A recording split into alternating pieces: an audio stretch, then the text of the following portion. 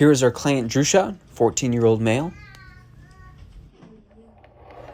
Oh yeah, my name's Drusha. Oh yeah, I love skateboarding. This is so fun. Oh, a giant pig! Ouch. As you can see here, the client has suffered a fracture to their proximal and distal phalanx of their thumb.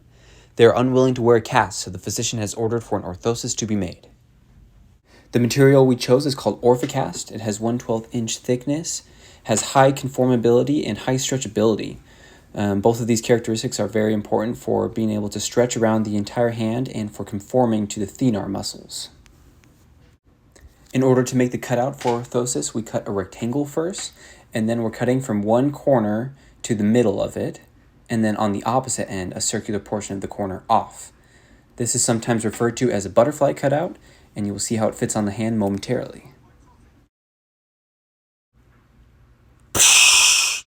A few moments later. The activation time for this material was relatively short, around 30 seconds. We took it out. We then asked the client to position their arm with their palm facing upward. We then checked to make sure that the material was cool enough for their skin to tolerate and place it on like this, with the cut from the corner to the center just below the distal palmar crease. We then wrapped the other end around the thumb to cover the distal and proximal phalanges of the thumb and then pinched the seam shut.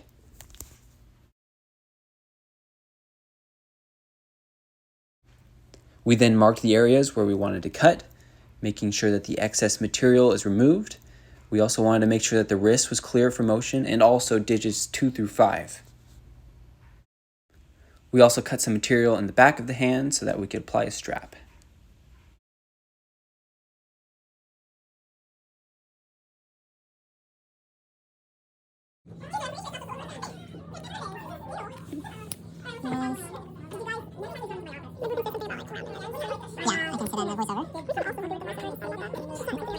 No chipmunks were harmed during the creation of this film.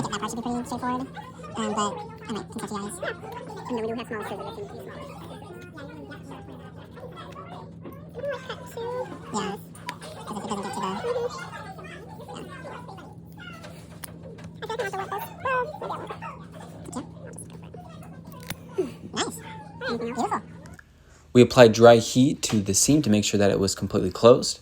We also applied dry heat to some edges to make sure that they were smooth, and eventually to the end of the thumb piece to make sure it was flared out and comfortable for the client.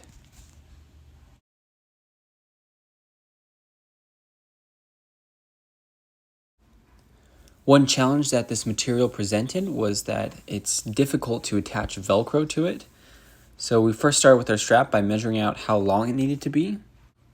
Then we cut it to the appropriate thickness. We then created a slit into one of the flaps on the back side using a hole punch and some scissors.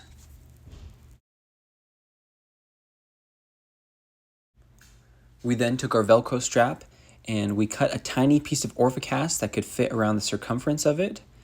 We then heated it up with dry heat and then pinched it around it to make sure we had something that could stick to the rest of the Orthocast material. We then activated both areas that were going to be stuck together, and then we pinched them until they were stuck.